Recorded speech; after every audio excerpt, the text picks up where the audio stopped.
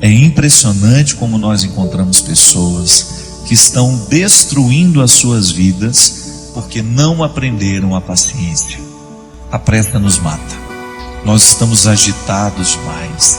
Nós estamos vivendo para fora demais. Nós temos compromisso demais, quietude de menos.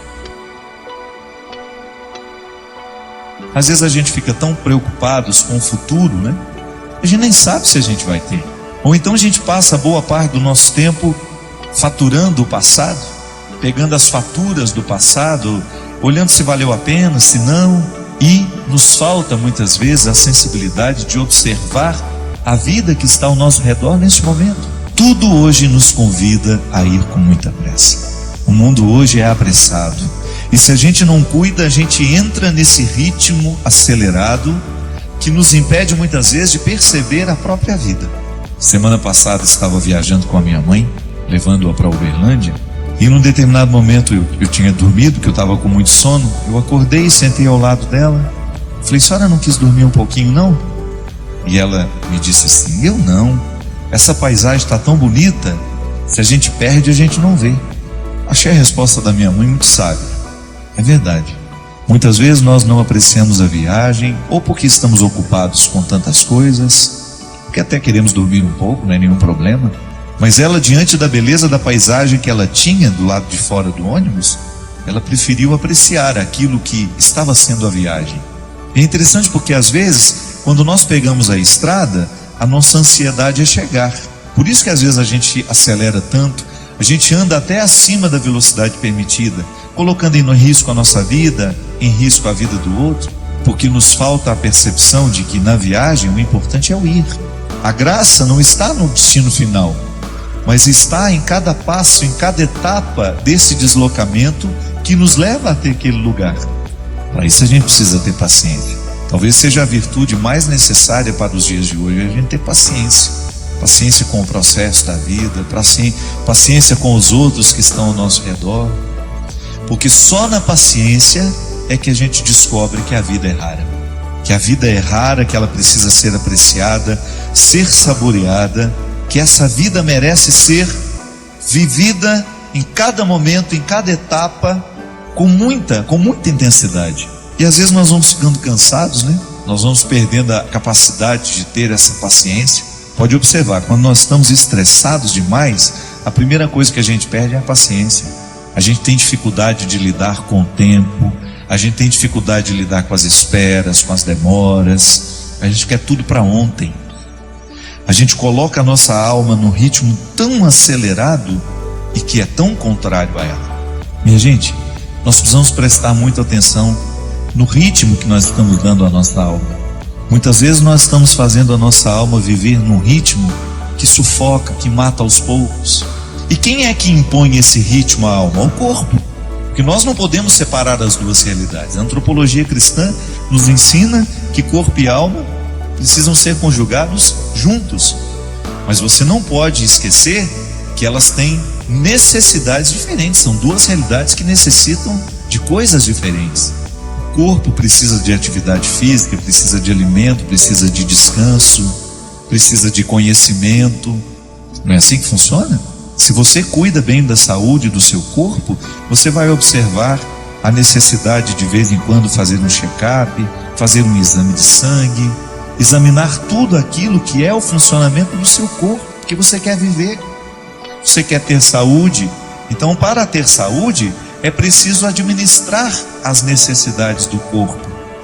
É preciso compreender o mecanismo do corpo, como é que ele funciona, quais são as necessidades que ele tem.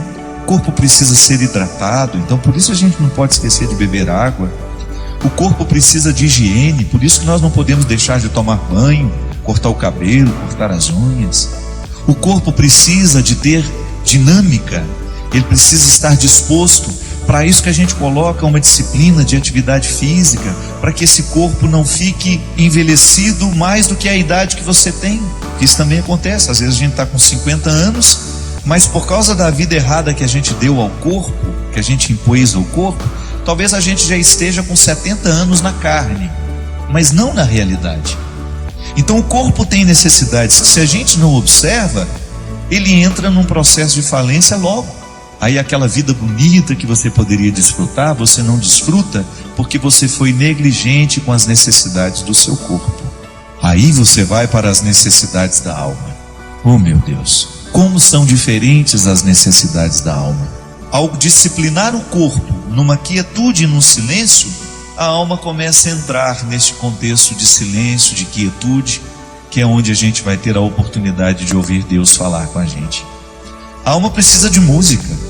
Quantas vezes você chegou cansado em casa, tomou um banho, deitou na sua cama, colocou uma música que te relaxava e você sentiu que a sua alma agradeceu aquele carinho que você fez a ela? Isso é oração também. Ainda bem que nós temos aqui, as músicas que nos fazem rezar. Ou gosto de dizer, as músicas que rezam por nós. A gente grava tantos CDs todo ano. Todas essas músicas compostas, pensadas, elaboradas, gravadas, para que a alma viva o deleite que a arte pode trazer. São canções naturalmente religiosas que vão fazendo com que a nossa alma desfrute dessa tranquilidade. A arte ensina a nossa alma a ser paciente. A oração ensina a nossa alma a ser paciente. Então a gente tem uma leitura que nos tranquiliza, que nos ensina valores, que mexe na nossa cabeça, que mexe no nosso jeito de pensar.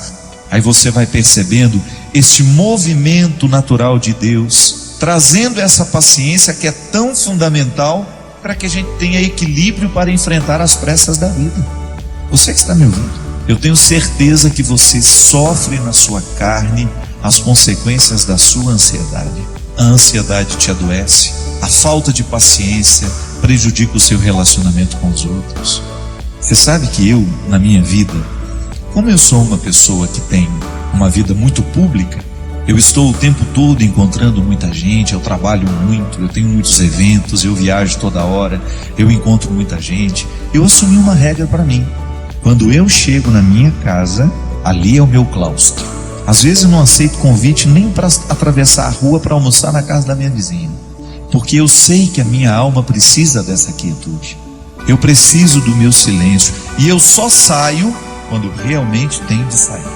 Porque eu descobri que para eu dar conta de viver essa vida muito pública, eu preciso ter bastidores, eu preciso ter o meu espaço de vida consagrada ao silêncio, à quietude, à oração.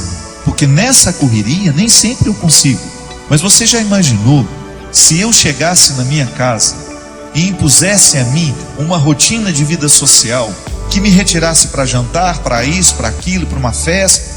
Não aguentaria a vida que eu tenho. E como eu privilegio a minha vida de missão, porque eu sou um missionário, eu escolhi ser missionário. Ninguém me obrigou a ter essa vida. Eu sei o sacrifício que eu preciso fazer para eu poder pegar as estradas e enfrentar os inúmeros desafios das estradas, a dispersão das estradas. Minha gente, às vezes até num camarim, que é aquele lugar último antes de entrar no palco para cantar, o camarim deveria ser o lugar da oração, do sossego, da tranquilidade. Isso não existe para mim. É lá que muitas vezes claro, não estou reclamando, estou dizendo, é a vida que ficou assim. Às vezes eu tenho tanta gente para atender, tanta gente querendo conversar comigo, que quando eu subo no palco, me restam 2, 3 minutos ali só para me concentrar, para entrar ali no palco e dar tudo de mim. Ali é o lugar da minha dedicação. Você sabe por quê? As pessoas vão ali para me ouvir. É claro que depois eu me dou o direito de dizer, olha, não vou autografar CD de ninguém, não vou tirar foto com ninguém porque eu preciso ir embora. Mas o meu tempo de evangelização em cima do palco é sagrado. Ali é o horário de exercer o meu ofício. Eu não posso ter pressa no ofício de evangelizar. Mas quando eu chego em casa, eu preciso me dar o direito de viver esses bastidores, de viver esse silêncio, essa quietude, de desligar um pouco o meu telefone, de esquecer que ele existe, de estar um pouco mais diante de Deus, para que Ele me preencha, para que depois, quando eu voltar para a estrada, eu continue tendo o que oferecer ao outro. Olha aqui, você tem uma vida diferente da minha. Você não tem essa necessidade de evangelizar como eu evangelizo. Mas não se engane, você também tem a mesma necessidade que eu tenho de ter bastidores. Sua vida te exige. Você tem uma vida social que te joga para fora o tempo todo. Você trabalha muito, você encontra muita gente. E qual é o espaço que você cria para criar dentro do seu coração esse espaço de paciência que só Deus pode nos dar? Qual é o espaço que você cria para que Deus tenha condições de moldar a sua alma de acordo com a sua vontade, com o desejo que Ele tem? Qual é o espaço que você oferece a Deus para que o seu florescimento espiritual aconteça? Para que você não se desgaste demais nessa vida que não para, nessa vida que é tão rara e que muitas vezes você não percebe por causa do modo de vida que você escolheu viver. Quando eu dou o meu testemunho de que eu tenho estrada demais e muitas vezes bastidores de menos, e que por isso que quando eu chego em casa eu tenho que me recolher e proporcionar ao meu coração uma restituição espiritual, eu fico pensando também os meus amigos que são padres, que enfrentam no seu dia a dia o desafio de atender as pessoas o tempo todo, porque muitas vezes as pessoas não estão preocupadas com o descanso do padre. Eu já encontrei muitos padres que ficam até constrangidos de dizerem que vão tirar um dia de férias, uma segunda-feira, por exemplo, para descansar. É direito dele. Ele precisa restituir no coração aquilo que ele oferece ao longo da semana. Há padres que celebram 5, 6 missas por domingo. Isso é desgastante, minha gente. A graça de Deus nos sustenta, mas nós também precisamos buscar. Eu vejo aqui na Canção Nova como esses meninos e meninas trabalham. Eles trabalham muito. O meu diretor mesmo, China, que agora está trabalhando ali nos bastidores, quantas vezes esse menino passa a noite editando programas, às vezes o programa que vai ter de ser repetido, ele passa a noite editando esses trabalhos, trabalha muito. Se você vê essa equipe que está aqui, eles são trabalhadores e não tem muito tempo não, mas você vai olhar para eles, você vai buscar na vida deles, os consagrados sobretudo, sempre encontram o seu espaço de estarem em silêncio diante do Senhor, buscando a restauração dessa vida espiritual que vai por água abaixo se a gente descuida. Eu já lhe disse isso aqui uma vez e volto a repetir. O fundador da Congregação dos Padres Sagrado Coração de Jesus, lá onde eu fui formado, graças a Deus, toda a minha formação eu devo à Congregação do Sagrado Coração de Jesus. Padre João Leão Deon, ele dizia assim: Deus não pode fazer nada com as nossas obras se antes Ele não possuir o nosso coração. É disso que eu estou falando.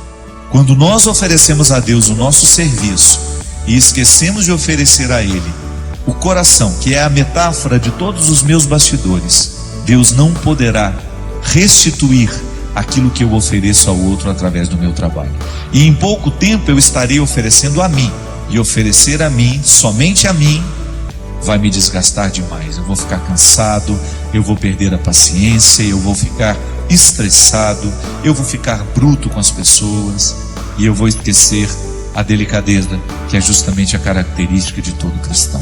Portanto, não tenha medo de introduzir na dinâmica do seu cotidiano o espaço da sua restauração interior. Pode ser 5, 10 minutos. Silêncio, oração, respiração profunda. O exercício da respiração profunda é excelente para quem quer descansar, para quem quer dormir bem. Uma boa leitura, uma música que vai lhe fazer bem. Não vá para a cama sem lhe oferecer esse oásis que vai lhe dar condições de trabalhar essa paciência dentro do seu coração.